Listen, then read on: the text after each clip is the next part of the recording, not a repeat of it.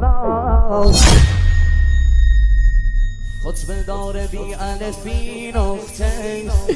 علی از نواقع به آفاقه